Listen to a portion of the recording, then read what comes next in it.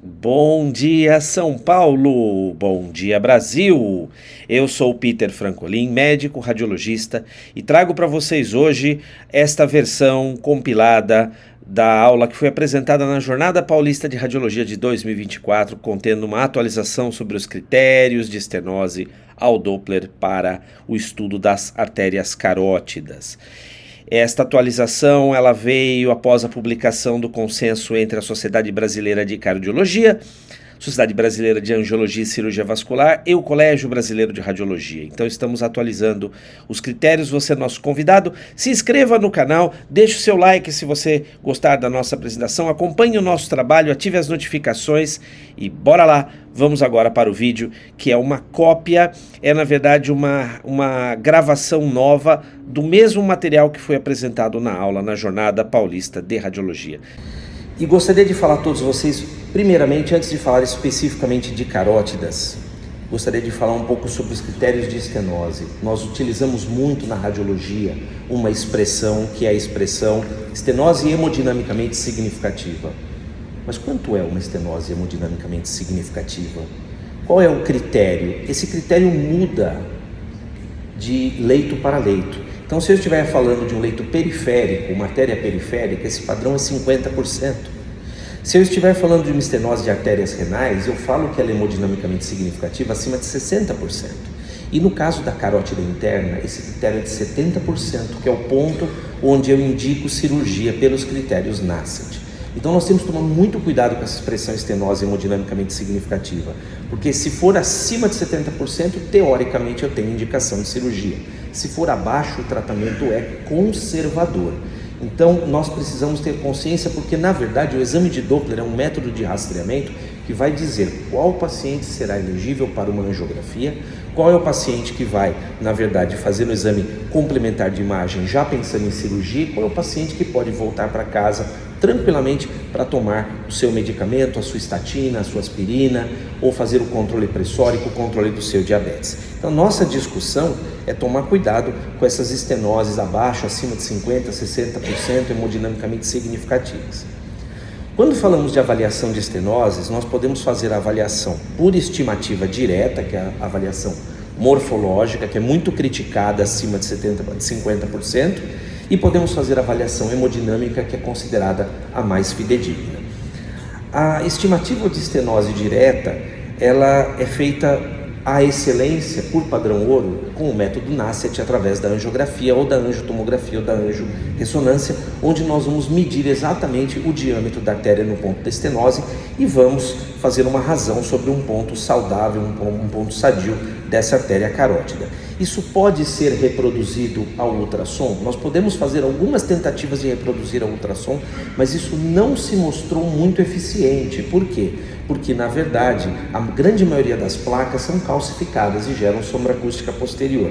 É claro que quando a placa é uma placa não calcificada como essa, nós temos um desejo muito grande de fazer a medida, do que seria a espessura da placa, o que seria a luz verdadeira, fazer a divisão por um ponto saudável da artéria, mas isso, do ponto de vista prático, não é muito bem reprodutível.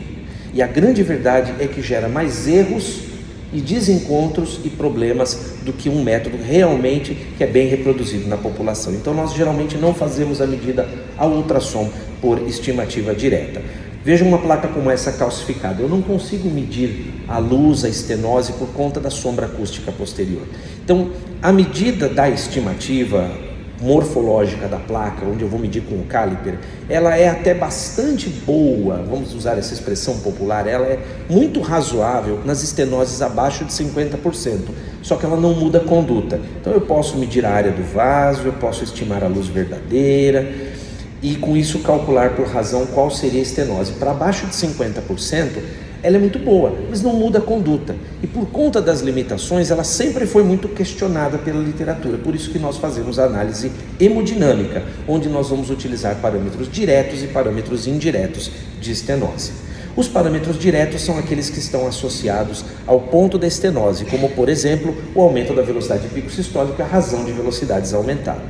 Então, onde que eu vou medir a minha estenose? Eu vou medir a minha estenose no ponto de maior velocidade, que é caracterizado pelo aliasing na região da estenose ou imediatamente após ela. Como nesse exemplo, que eu gosto de comparar sempre com a chama de uma vela. Então eu vejo aqui o fluxo e aonde eu tenho esse aliasing e o ponto de estreitamento, eu vou, na realidade, fazer a minha medida, eu vou tomar a minha medida. Eu posso tomar várias medidas, eu vou utilizar a maior delas, a maior velocidade, como a velocidade a ser considerada para essa estenose. Então, por exemplo, neste paciente, uma velocidade de 197 cm por segundo foi a maior velocidade obtida, sempre tomando muito cuidado com o ângulo Doppler que é utilizado. Para fazer a razão de velocidades e não utilizar apenas a velocidade absoluta, eu vou colher uma amostra de velocidade na carótida comum imediatamente antes da sua chegada ao bulbo, ou no caso do bulbo carotídeo se houver uma estenose, imediatamente antes da estenose. E com isso eu posso fazer uma razão de velocidades, que aqui seria, por exemplo, neste paciente, 169 dividido por 57, o que daria aproximadamente 3 vezes. Eu posso também utilizar parâmetros indiretos, que é a padrão de fluxo TAR dos parvos, e posso utilizar o padrão de circulação colateral que existe no caso da circulação carotídea. Mas são critérios mais difíceis, mais avançados e que nem sempre são caracterizados ou estão presentes nesse tipo de estudo, diferente do membro inferior, que é muito rico na sua apresentação ao Doppler colorido e pulsado em parâmetros pós-estenóticos. Aqui eu trago um exemplo de um fluxo pós-estenótico, uma carótida interna com grande quantidade de material aqui, é uma placa hipoecogênica, que até passa uma impressão de oclusão, mas não é uma oclusão porque eu tenho um fluxo distal, e é um fluxo TAR dos parvos de baixas velocidades, 23 cm por segundo é muito baixo, a aceleração também está reduzida. Então esse é um padrão de fluxo pós-estenótico. Eu posso seguramente dizer que existe uma estenose crítica, uma estenose significativa naquela topografia que não foi caracterizado o fluxo por conta da presença dessa placa tão obstrutiva. Mas o que nós queremos falar são dos critérios hemodinâmicos atuais. Então eu falei um pouco de morfologia, eu falei um pouco de aonde medir a estenose, mas vamos entrar no nosso exame patológico. O grande balizador que tem sido o motivo de estar aqui dando aulas nos últimos 21 anos, com muita alegria, em todas as JPS, nas últimas 21 JPS, foi esse trabalho, o consenso de carótidas, que nada mais foi do que uma grande reunião, um grande encontro entre notáveis do hemisfério norte, que se reuniram para dizer o que nós fazemos de semelhante e o que podemos recomendar como os critérios que são mais aceitos. Isso é um consenso. Nós chegamos à conclusão que o nosso consenso é este, e vamos utilizar estes critérios de maneira consensual. Esse consenso foi editado em 2003 e até hoje ele é bastante atual, eu recomendo a leitura a todos. Ele agradou muito aos cirurgiões vasculares, tá? E aqui eu quero abrir um parênteses, eu não quero criar nenhuma celeuma com cirurgiões vasculares, cardiologistas, clínicos. Eu vou procurar explicar uma visão que é uma visão acolhedora com relação a critérios que podem ou não ser diferentes. Então, estes critérios do consenso agradaram a comunidade cirúrgica, porque é uma forma de realizar o exame que permite diferenciar os pacientes potencialmente cirúrgicos dos pacientes que, a princípio, vão receber tratamento conservador, e se baseavam, na verdade, num consenso entre todos estes autores, e os seus critérios utilizados, percebam que eram critérios diferentes, com velocidades e pontos de cortes diferentes, razões diferentes e, é claro, resultados de sensibilidade e especificidade diferentes. Então eles procuraram trabalhar em conjunto e chegar a um acordo, a um consenso. Vou chamar a atenção para essa velocidade de 140 aqui, que é uma velocidade publicada pelo Abu-Rama, tá certo? Onde ele tem resultados aqui muito bons, porque daqui a pouco eu vou falar desse 140, eu quero que vocês saibam de onde ele veio. Então esse é o consenso, e nos últimos 20 anos nós estamos aqui para falar sobre o consenso. Velocidades acima de 125 cm por segundo na carótida interna, ou razões acima de 2:1 falam de estenose acima de 50%, velocidades acima de 230 cm por segundo falam de estenose acima de 70%, razões acima de 4 vezes do ponto estenótico divididos pelo ponto pré-estenótico também falam a favor de estenose acima de 70%. Então aqui um exemplo, uma carótida interna, uma velocidade normal, nós vamos dizer que a estenose está abaixo de 50%, ipsis literi dessa forma, a estenose abaixo de 50% e ponto final, porque a velocidade não se altera. Velocidades acima de 125 cm por segundo, eu olho a tabela do consenso, acima de 125, estenose maior que 50%, essa é uma estenose de 50% a 69%. Estenoses acima de 70%, quando a velocidade ultrapassa 235 cm por segundo. Não precisa decorar, põe a tabela no celular e olha quando for necessário. Muito bem, temos trabalhado assim e temos ensinado assim nos últimos 21 anos. Estenose crítica não se baseia em critérios de velocidade, mas pelo string sign ou sinal do barbante ou sinal do cordão, onde você vê um estreitamento muito acentuado. Nesses pacientes a velocidade pode estar elevada ou não, mas você vai valorizar o aspecto visual, é a única situação onde você valoriza o aspecto visual. E na oclusão da carótida interna você não tem fluxo, você não detecta fluxo na carótida interna, com a ressalva que uma estenose crítica também pode ter esse padrão superponível. Nós temos que sugerir um estudo contrastado para tirar a dúvida. Esse estudo da estenose crítica versus oclusão também é bastante difícil, é bastante controverso, e aqui o contraste por microbolhas vem ganhando um pouco mais de destaque nos últimos anos, agora que ele está se popularizando aqui no Brasil. Muito bem.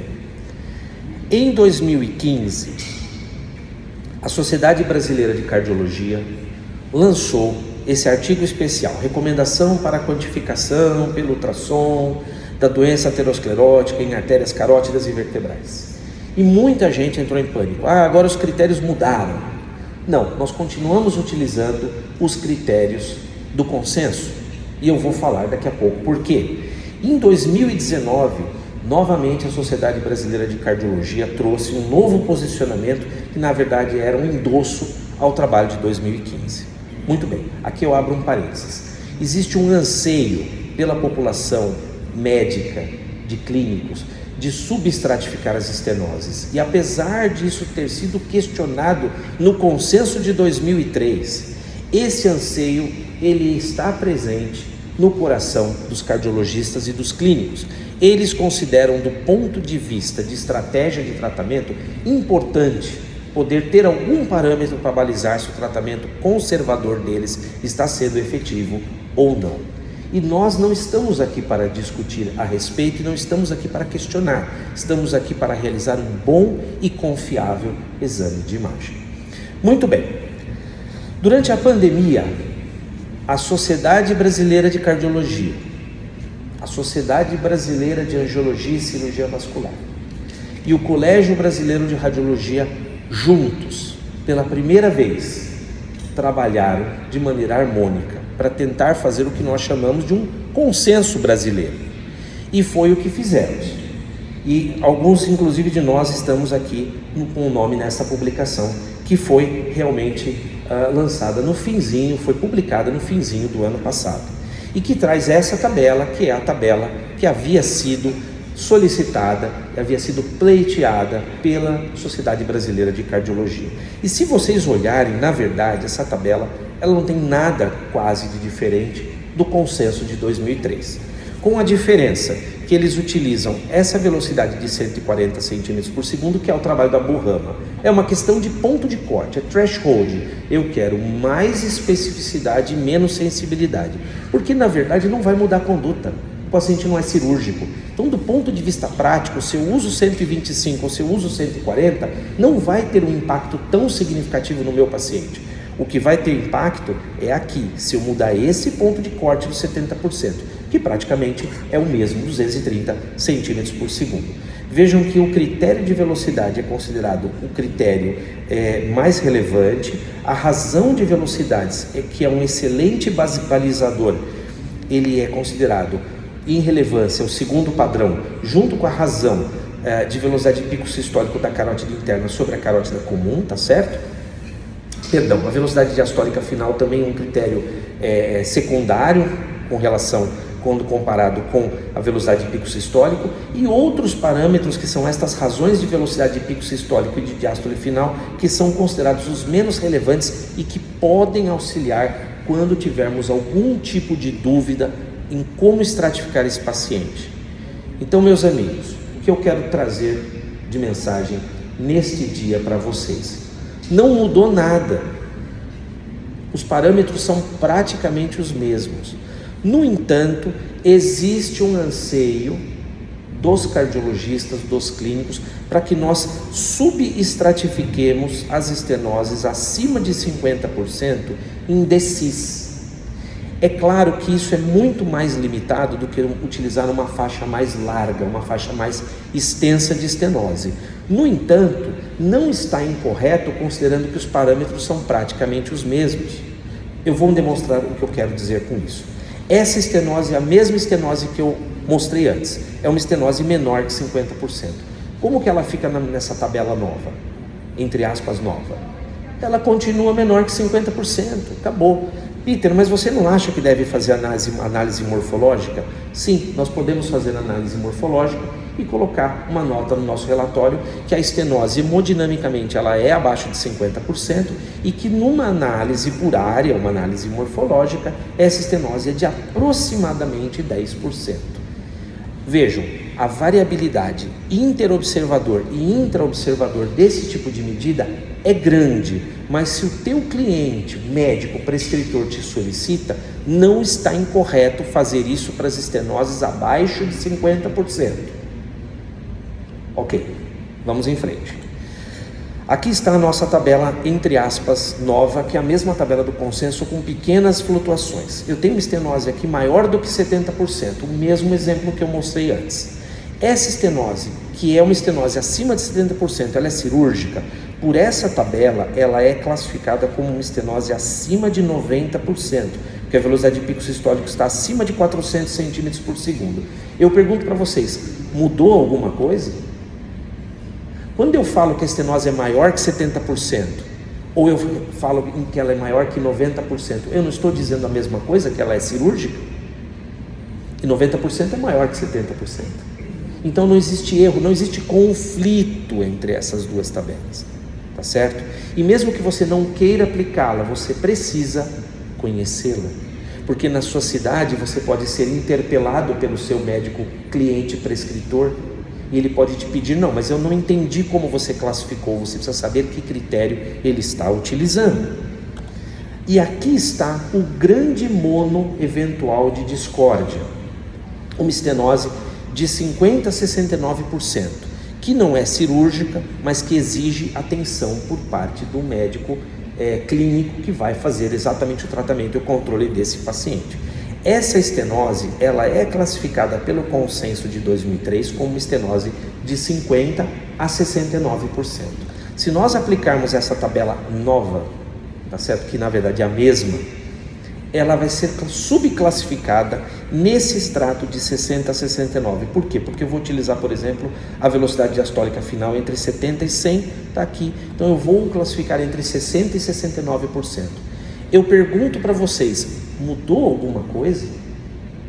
Se eu falo que ela está de 50 a 69, ou que ela está de 60 a 69, a conduta não é a mesma? A faixa não é a mesma? Então, na verdade, nós muitas vezes nos armamos para uma batalha e somos extremamente, temos uma resistência muito grande quando nos pedem para fazer algo que sai um pouco da nossa rotina, e muitas vezes aquilo não é uma diferença significativa no nosso trabalho. Nós temos que ter muito cuidado para não gerarmos atrito com a comunidade médica, com os nossos médicos prescritores, atrito desnecessário. Então, como eu, por exemplo, tenho atualmente colocado isso nos meus relatórios? Eu continuo fazendo o mesmo exame, eu continuo colocando que a minha estenose, nesse exemplo, é uma estenose de 50% a 69%. E aí eu coloco uma nota, que utilizando os critérios que foram publicados em 2003, coloco a referência, essa mesma estenose, ela é subclassificada de 60% a 69%. Apenas para dizer, olha, Por esse trabalho, a estenose é 60% a 69%. Ela continua sendo, do ponto de vista hemodinâmico, pelo consenso, uma estenose de 50% a 69%. É a mesma coisa. Não muda nada, a conduta será a mesma. Você não está dando informações conflitantes. É a mesma informação com duas roupagens diferentes. Para quê? Para não ter atrito. E muito provavelmente, nos próximos 5 anos, nós vamos ter a percepção de como o mercado está reagindo a isso e como vai se direcionar o nosso trabalho a partir daí.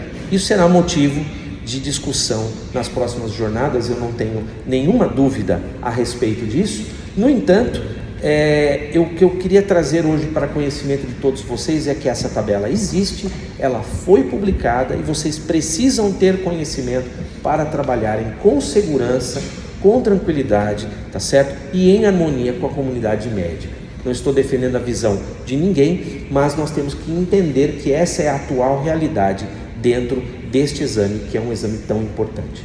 Eu quero agradecer mais uma vez a todos. De dúvida, se disponibilizo o meu e-mail a todos, caso alguém queira fazer contato, ou o meu Instagram e o meu YouTube também, sempre abastecido com algum material. Muito obrigado a todos.